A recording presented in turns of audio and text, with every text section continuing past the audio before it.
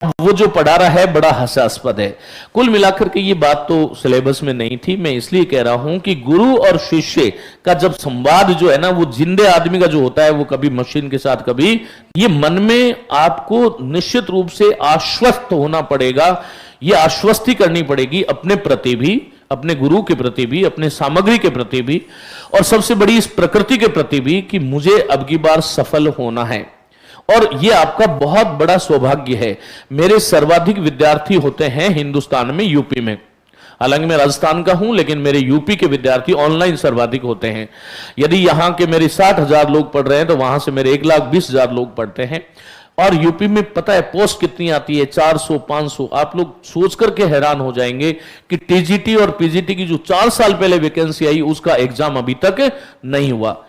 मैं यहां गवर्नमेंट की तारीफ करने के लिए नहीं आया हूं, लेकिन सवाल यह है कि यहां पर कम से कम वैकेंसी तो आपको बार बार मिल रही है ना। अरे अभी तक फर्स्ट ग्रेड की प्रक्रिया पूरी नहीं हुई, आपके सामने एक भर्ती है, आप इस पीढ़ी में हैं, और उसके बावजूद यदि आप लोग ये कहें ना कि यार हम तो गलत टाइम में पैदा हुए हैं, तो ये आपका दोष है, ये सिस्टम का दोष नहीं है। दूसरी बात, मैंने ऐसे बहुत सारे लोगों को देखा। आप पाठशाला पर इंटरव्यू में लेता नहीं हूं, बहुत कम लेता हूं। बहुत कोई रिक्वेस्ट करता है तो 100 बच्चे सिलेक्ट हुए, तो उसमें से 5, 7, 20 का इंटरव्यू में लेता हूं। समय भी नहीं होता मेरे पास।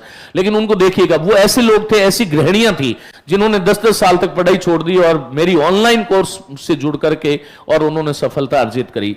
इसका मतलब मैंने नहीं कर दी है सफलता उनको, उनमें अंदर जोश था। उनको मैंने एक मोटिवेशन दिया कि यू कैन डू इट। सबसे बड़ी बात यह है कि हनुमान में पावर तो थी, लेकिन जामवंत कोई ना कोई आया, तभी उसको पता चला कि तू तो यार सामान्य नहीं है, तू तो किसी को उठा करके ला सकता है, पहाड़ को भी उठा सकता है। बात समझ में आई ना? एक संजीवनी की बूटी लेने लग गए थे, एक पौधा था छोटा सा, समझ नहीं आया कौन सा, तो पूरा ही उठा लिया। सिलेबस भी ऐसा ही होता है। आपके सामने जो चीजें आई है ना, हम लोग क्यों टीचर बन गए, क्यों शिक्षक बन गए? आप कल्पना कीजिएगा कि एक ही आदमी जो व्याकरण भी उसी अधिकार से पढ़ाता है, काव्यशास्त्र भी उसी अधिकार से पढ़ाता है, गद्य पद्य में तो मैं खुद रम जाता हूं, आप लोगों ने मुझे गाते हुए सुना होगा, है ना, और चाहे साहित्य हो। ये क्यों होता है? क्योंकि हमने वो केवल बूटी नहीं लाए थे, हम पूरा का पूरा पहाड़ ही उठा करके लाते थे कि ये किताब है, इसको हमें पढ़ लेना चाहिए। लेकिन अब आपके सामने क्या है? एक रोड मैप है। रोड मैप क्या है कि भैया ये सिलेबस है, हमें हमारे सामने हमें पढ़ना है। अब ये काव्य शास्त्र है, मान लो ये जो नया जुड़ा है उसका बता रहा हूं मैं, फर्स्ट ग्रेड में व्याकरण में तो ये जुड़ा है, तो यहां से कितने क्वेश्चन बन गए बोलो? 20 क्वेश्चन ज्यादा हो गए। तो ये आपके लिए खुश खबर है या दुख की खबर है?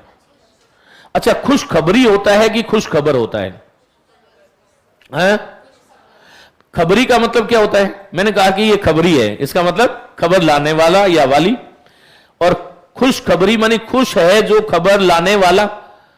तो खुश है जो खबर, समास क्या होगा? कर्मधारी है। बोलो, कोई शब्द ही नहीं है खुशखबरी, लेकिन हमने चला दिया। खैर, तो ये मैं समझता हूं कि 20 प्रश्न यहां पर बढ़ गए। ये बहुत बहुत बड़ी बात है। 20 क्वेश्चन तो 40 तो ये बढ़ गए। और ये मैं पता है आपको जेब में पॉकेट में डाल के दे दूंगा कि ले जाओ, इसके बाहर कुछ नहीं आएगा। ये पूरा आश्वस्त कर रहा हूं मैं आपको, चाहे व्याकरण हो, चाहे साहित्य हो, काव्य शास्त्र हो। आप सेकंड ग्रेड का एग्जाम उठा करके देखो, मेरी पुस्तकें आपके पास है। आप में से कोई ऐसा नहीं है जो मुझसे मिला नहीं हो।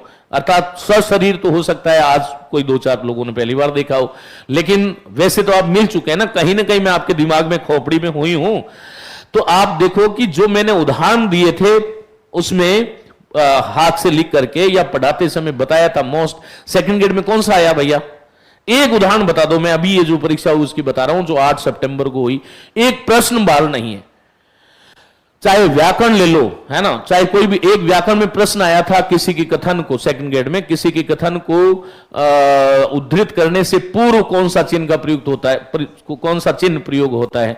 तो मैंने वहां पर हालांकि बताने में गलत बता दिया था, अवतरण चिन्ह, लेकिन मेरी पुस्तक में और मैंने उस पर मोस्ट लिख रखा है उद्धरण चिन्ह नहीं होगा। क्या होगा वहां पर? निर्देशक, है ना, क्योंकि उस समय बहुत भाग दौड़, पहले ड्यूटी, फिर ईयर, फिर आधे घंटे पेपर देखा नहीं, वहीं जाके देख रहे हैं, लोग टाइप कर रहे हैं। तो कुल मिलाकर मैं ये कहना चाह रहा हूं कि कोई भी प्रश्न बाहर नहीं जाएगा, पहली चीज। अब यहां जो काव्य शास्त्र जो था, ये सेकंड ग्रेड में था आपके, किसमें था पता है? सबसे बड़ी बात क्या हुई कि अब सेकंड ग्रेड, फर्स्ट ग्रेड और कॉलेज लेक्चर, इन तीनों में बहुत ज्यादा समानता हो गई। है ना। पहले ये नहीं था भाई, ये जो है श्रुति कटुता दोष नहीं था, अकर्मत्व, दुष्कर्मत्व, ग्राम्यत्व, क्लिष्टत्व, अप्रतितत्व। कोई बताएगा अप्रतित्व दोष कहां होता है? बताएगा कोई, कहां पे होता है?